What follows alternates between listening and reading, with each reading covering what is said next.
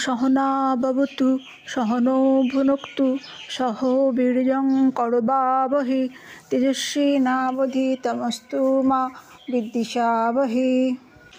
প্রিয় ভাই বোন বন্ধু গুরুজন সকলকে ভালোবাসা এবং শ্রদ্ধা জানাই। আজকে আমরা শুনছি শ্রীমৎ শুদ্ধানন্দ ব্রহ্মচারীর মনোচলো নিজ নিকেতনে নামক গ্রন্থ থেকে। মনুষ্য জীবন দুর্লভ। এ জীবন কেবল পথ চলার, থামার উপায় নেই। অসৎ থেকে সতের দিকে, অল্প সত্য থেকে পূর্ণ সত্যের দিকে, অন্ধকার এবং অজ্ঞান থেকে আলোক এবং দিব্য জ্ঞানের দিকে, মৃত্যু ভয়রূপ অভিনিবেশ থেকে মৃত্যুঞ্জয় মৃত্যুহীন শাশ্বত জীবনের দিকে। এ যাত্রা মন নিয়ে, মনের মধ্য দিয়ে, মনের পারে। এ যাত্রা তুমি শুরু করো কেবল নিজের ঘরে পৌঁছানোর জন্য।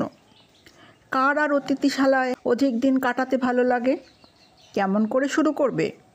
তোমার মনের দৃঢ় সংকল্প দিয়ে, মনের মধ্যেই যে তোমার অচ্যুত শাখারূপ ঈশ্বরীয় মন আছে তার সঙ্গে ঘর করে।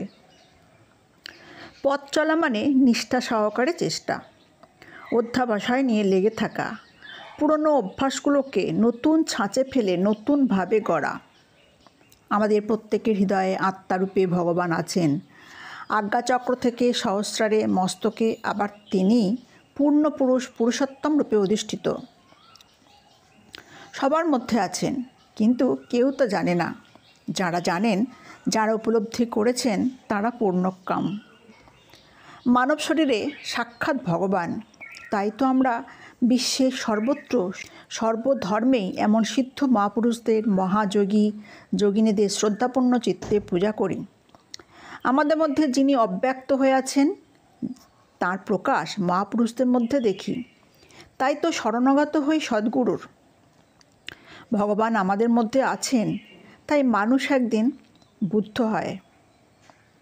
যা তোমার মধ্যে নেই তা তুমি হতে পারো না, যা আছে তার প্রকাশ হয় মাত্র।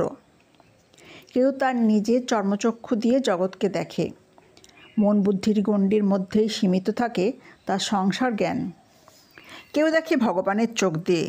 যে যতটা ভগবানের চোখ দিয়ে জগৎ সংসারকে দেখার ক্ষমতা রাখে, সে ততটাই উন্নত মানুষ। জানবে ভগবান আমাদের থেকে অনেক দূরে কোনো মেঘের আড়ালে কোনো বৈকুণ্ঠধামে বাস করছেন, এমন ধারণা কেবল মনের কল্পনা প্রসূত। এই কল্পনার ভিত্তিতেই মানুষের এত চেষ্টা, তাকে এত ডাকাডাকি। তাকে যে অনেক দূরে বসে শুনতে হবে, অনেক দূর থেকে আসতে হবে। সংশয়, তিনি শুনতে পেলেন তো? তিনি কি আমাকে বিপদমুক্ত করতে আসবেন? ভগবানকে কোথায় খুঁজছো? তিনি যে এই মুহূর্তে তোমার কাছটিতে। তিনি যে তোমাকে ছাড়া, আমাদের ছাড়া থাকতে পারেন না। তিনি আমাদের নিঃশ্বাসে প্রশ্বাসে, হৃদয়ের প্রতিটি ধমনীতে, কোষে কোষে আছেন। তিনি আছেন, তাই তুমি আছো। যত ধর্ম, যত পথ আছে, তার নিষ্কর্ষ যদি নাও, তবে দেখবে তিনি কেবল বর্তমানের মুহূর্তে তোমার কাছে আছেন, আর কোথাও নেই। ধর্মগুলির গুরুতত্ত্ব ধারণা করতে পারলে দেখবে তারা সবাই ভক্ত ভগবানের দূরত্বকে দূরত্ব করতে চাইছেন। এই দূরত্ব, এই ব্যবধান, এই পৃথকত্বের প্রাচীর কেউ সৃষ্টি করেনি, কেবল তোমার মনের ভ্রম, কল্পনা। হতে পারে এই ধারণা মানব সমাজের এক বদ্ধ ধারণা, হতে পারে এই ভ্রম সত্যরূপে প্রতিভাত হচ্ছে। কিন্তু সত্যের দুই নেই, সত্য এক, সত্য সনাতন। জানবে এই পৃথকত্বই জন্ম দিয়েছে ভেদাভেদের, বৈষম্যের, বিবাদ এবং রক্তক্ষয়ী যুদ্ধের। মানব ইতিহাসের পাতায় পাতায় এমনই রক্তের দাগে ভরে আছে। তাই সত্যের পিপাসু সাধককে এই সত্যকে ভালো করে শুরুতেই ধারণা করতে হবে। ভগবান এই মুহূর্তে আমার অতি নিকটে। এই যে ভেদ জ্ঞান, এটাই জানবে তোমার চেতনার উপর একটা পর্দা। তাই তুমি দেখেও দেখো না, শুনেও শোনো না। সব পেয়েও না পাওয়ার অতৃপ্তি তোমাকে ছাড়ে না। যদি এই ভেদ, পৃথকত্ব, ব্যবধান, দূরত্ব সবই মনের সৃষ্টি হয়ে থাকে, তবে একথাও সত্য যে যার সৃষ্টি আছে তার ক্ষণিকের স্থিতি আছে, অবশেষে তার লয় আছেই। এই পর্দা মনের কল্পনা। আবার মনই পারে এই পর্দাকে ছিঁড়ে ফেলতে, এই প্রাচীরকে ভেঙে ফেলতে। কত জন্ম ধরে একটু একটু করে এই ধারণা যে ভগবান আমাদের থেকে পৃথক এক সত্তা তা বদ্ধমূল হয়েছে।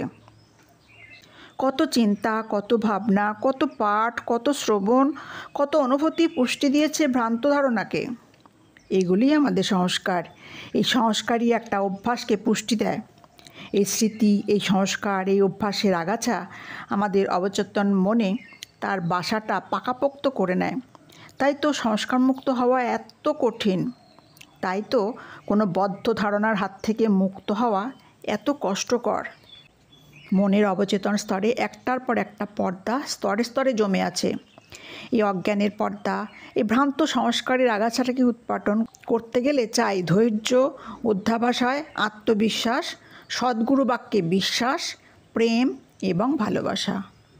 আত্মবিস্মরণ অর্থাৎ নিজের অন্তরের সত্যকে ভুলে থাকার মানসিকতাকে পরিবর্তন করতেই হবে। নিজেকে জানার, নিজেকে উপলব্ধি করার উদগ্র ইচ্ছাশক্তির মাধ্যমে এবং ভগবৎ কৃপা আশ্রয় করে।